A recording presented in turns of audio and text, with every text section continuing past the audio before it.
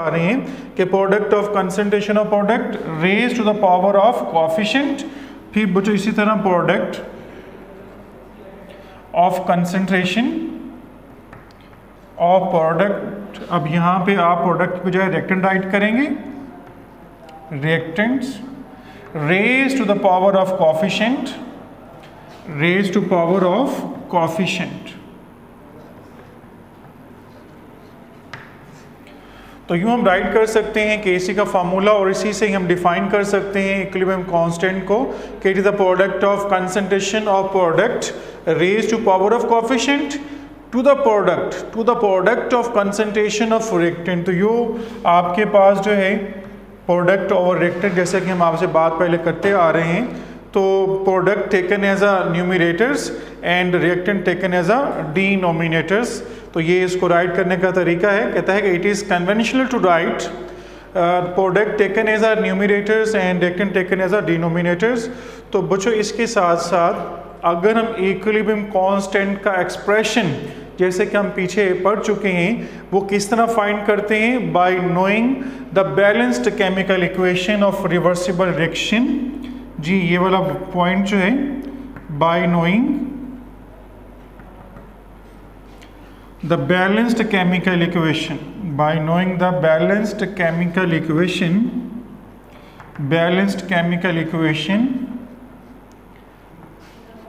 of reversible reaction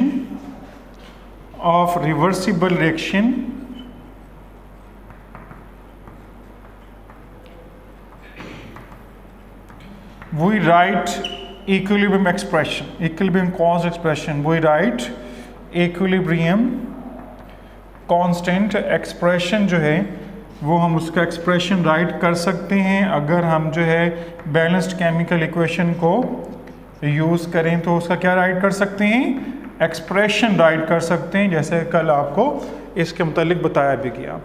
फिर अगर हम चाहते हैं कि न्यूमेरिकल वैल्यू जो है हम फाइंड करना चाह रहे हैं, to calculate the numerical value of equilibrium constant, अगर Kc की हमें न्यूमेरिकल वैल्यू चाहिए, यानी कि हम क्या फाइंड करना चाहते हैं, numerical value of equilibrium constant, numerical value of equilibrium constant अगर हम फाइंड करना चाहते हैं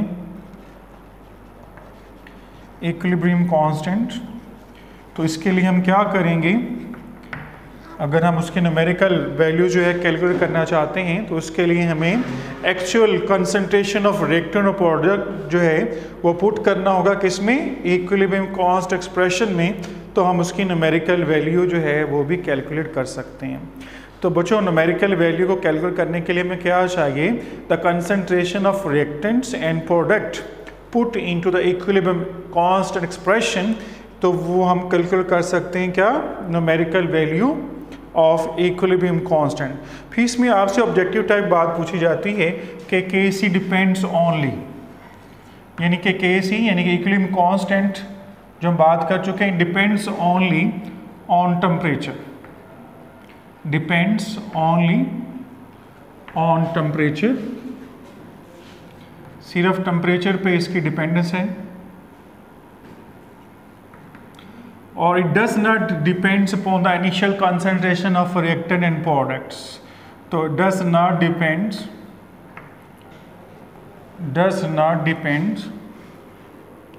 on initial concentration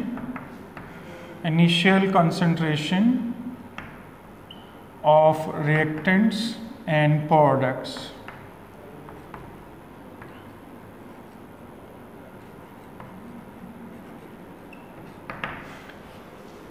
तो ये तो था आपको बताया गया इक्विलिब्रियम कांस्टेंट क्या होता है और उसकी वैल्यूज़ को कैसे कैलकुलेट कैसे कर सकते हैं और उसको राइट कैसे कर सकते हैं, और इक्विलिब्रियम कांस्टेंट किन चीज़ों पे डिपेंड करता है और किस पे डिपेंड नहीं करता। ये 4 बातें आपसे शेयर की गई हैं। बच्चों अब इसके यूनिट्स जो हैं वो फाइंड करेंगे। तो यूनिट फाइंड करने के लिए हम कोई भी एग्जाम्पल लेते हैं कि Kc हैज़ यूनिट और नॉट, Kc हैज़ यूनिट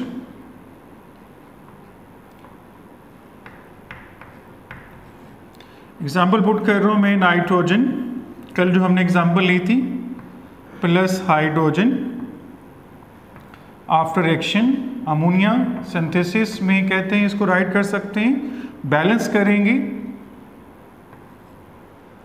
तो बच्चों क्योंकि हमने भी आपसे बात शेयर की है कि हम अगर इसका एक्सप्रेशन राइट करना चाहते हैं तो फर्स्ट पॉइंट में आपको यही बताया जा रहा है, by knowing the balanced chemical equation of reversible reaction we write the equilibrium constant expression. तो बच्चों अगर हमने बैलेंस्ड इक्वेशन कर लिया है तो सबसे पहले इसका जो है इक्विलिब्रियम कांस्टेंट एक्सप्रेशन राइट करेंगे, और उसके मतलब भी आपको बता दिया गया है कि प्रोडक्ट को आप ऊपर राइट करते हैं, रिएक्टेंट को नीचे राइट करते हैं। ये अमोनिया है आपके पास प्रोडक्ट में, और इसका जो कोफिशिएंट है वो 2 है, जो कि पावर में चेंज हो जाएगा। रिएक्टेंट आपके पास नाइट्रोजन है और उसके साथ साथ हाइड्रोजन है, और इसके नंबर ऑफ मोल्स जो हैं कोफिशिएंट जो हैं वो 3 हैं, जो कि चेंज हो जाएंगे पावर्स में 3 में। बच्चों बीच में बच्चे क्या करते हैं कि इधर प्लस है तो इधर भी प्लस लगाते हैं, तो ये प्लस लगाना यहाँ गलत हो जाएगा क्योंकि ये मल्टीप्लाई हो रहे होते हैं। तो ये आपने राइट कर लिया है एक्सप्रेशन को। अब हम क्या फाइंड करना चाहते हैं, इसके यूनिट फाइंड करना चाहते हैं। तो हमने लॉ ऑफ मास सेक्शन में स्टडी किया था कि जो एक्टिव मास जिसको मोलर कंसंट्रेशन कहते हैं और जिसको रिप्रेजेंट करते हैं स्क्वायर ब्रैकेट से, तो जो स्क्वायर ब्रैकेट है वो रिप्रेजेंट किसको कर रही है, मोलर कंसंट्रेशन को, और उसके यूनिट क्या थे, मोल पर डेसीमीटर क्यूब।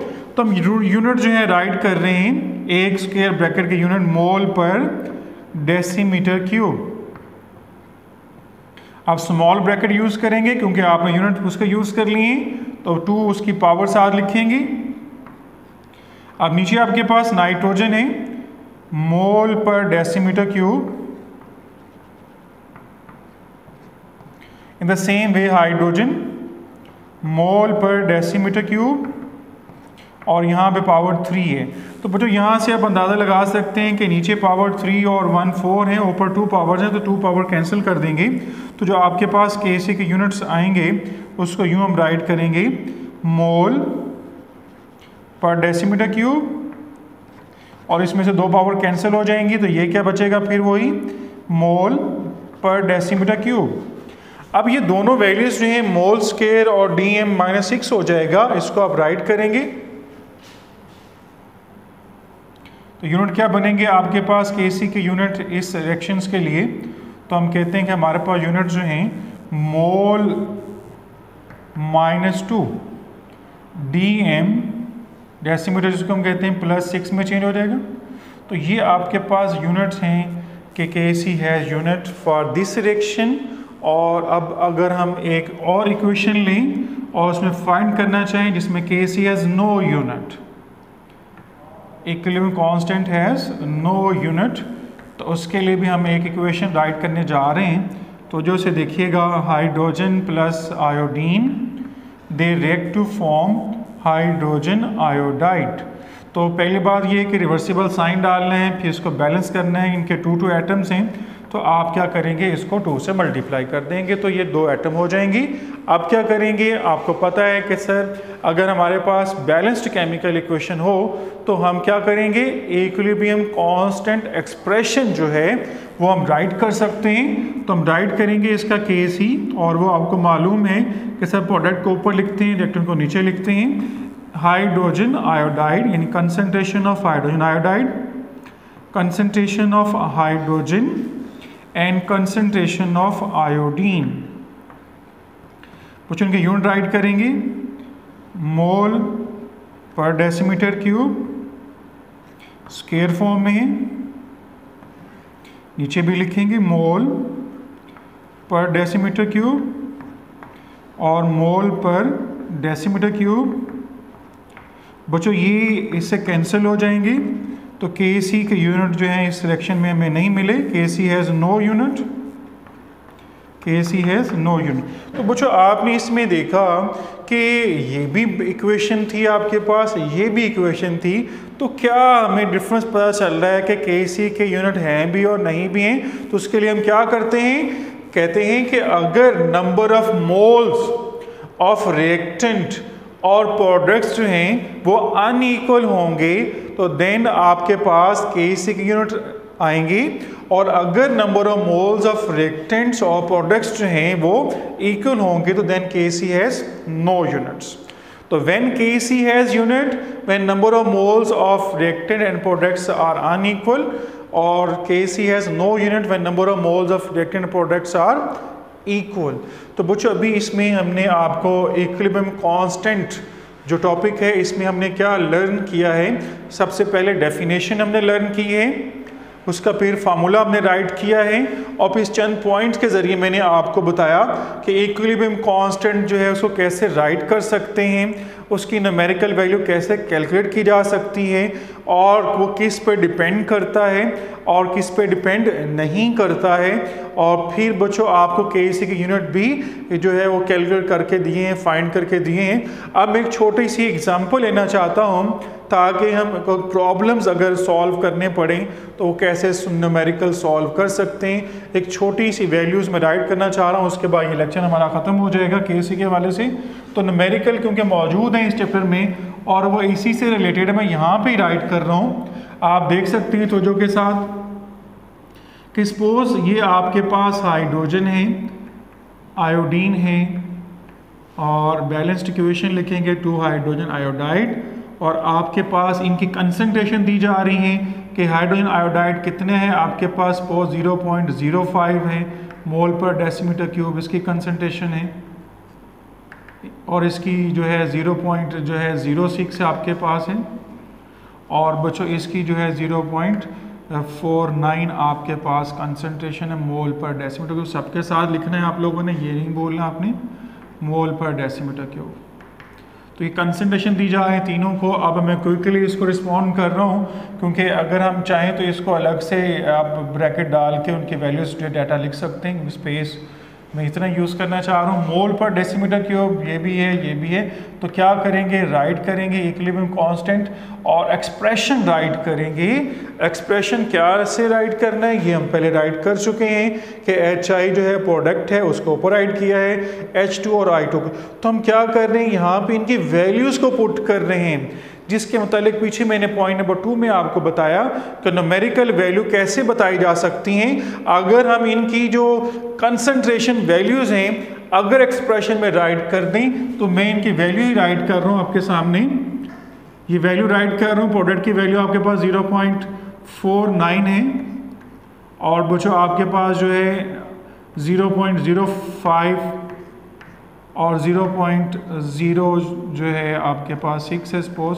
तो आप इसका स्क्वायर पहले लेंगे, स्क्वायर को ओपन करेंगे इसका, उसका आंसर आपके पास आएगा, इन दोनों को मल्टीप्लाई करेंगे और फिर आपके पास जो है डिवाइड करने पर आंसर जो आएगा वो Kc की जो है आपके पास वैल्यू आ जाएगी।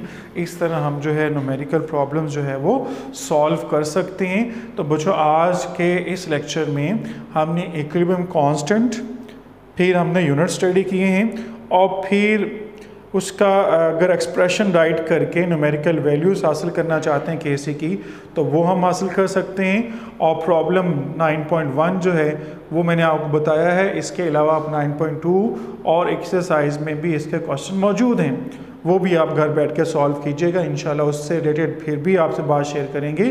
तो आज के इस लेक्चर में जो हमने लर्न किया है उसको आपने ज़रूर अच्छी तरह से राइट भी करना है और याद भी करना है। आज के लिए इतना ही काफ़ी है। अल्लाह हाफिज़।